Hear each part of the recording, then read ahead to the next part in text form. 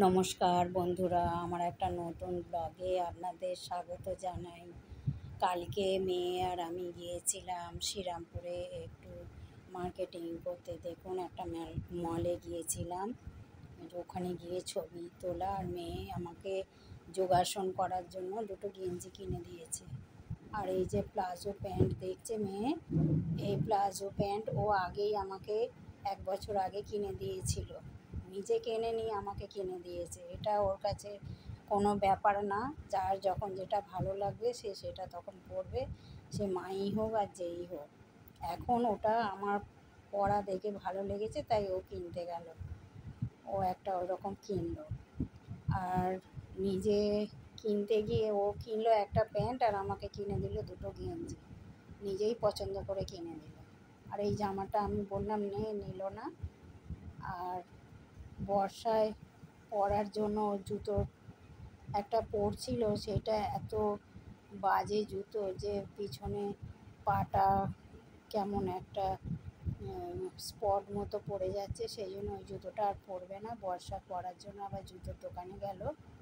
এই যে জুতোর দোকানে গিয়ে জুতো পছন্দ করলো। এই যে এইখানে যে জুতোগুলো ঝুলছে এইগুলোরই ব্লু কালারটা নিয়েছে, ডিপ ব্লু কালারটা।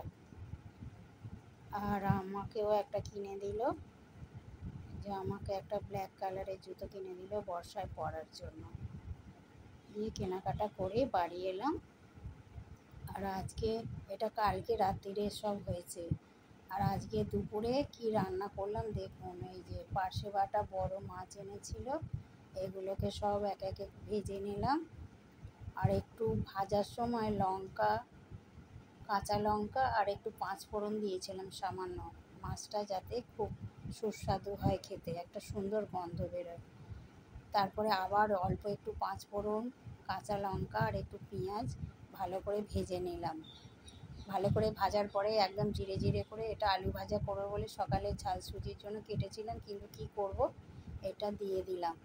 হালকা করে ভেজে নিলাম। একটু লঙ্কা, পেঁয়াজ কুচি, আদা বাটা আর টমেটো দিয়ে এটাকে ভালো করে কষিয়ে নিলাম।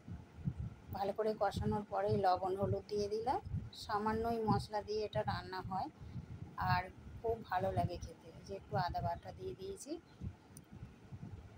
দিয়ে এই যে তেলটা ছেড়ে দিয়েছে আলুর মধ্যে, আলুটাও সিদ্ধ হয়ে গেছে। সামান্য একটু জল দেব। আর আগে থাকতে মাছ ভাজা সঙ্গেই আমি বেগুনগুলো লবণ হলুদ মাখিয়ে একটু হালকা করে ভেজে রেখেছিলাম, যে পাতলা পাতলা করে বেগুনগুলো কেটে নিয়েছি।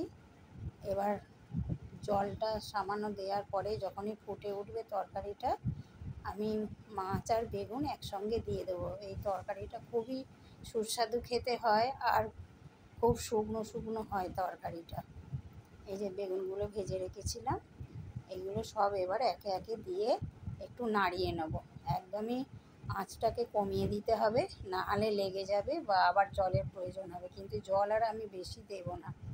এই যে এইরকম, যে দেখুন তেল ছেড়ে দিয়েছে, একটুখানি নাড়াচাড়া করে একটু চাপা দিয়ে রাখবো। ব্যাস 2-3 মিনিট ফুটে উঠলেই এটা হয়ে যাবে। একটু খালি নেড়ে চেড়ে নামিয়ে নেওয়া।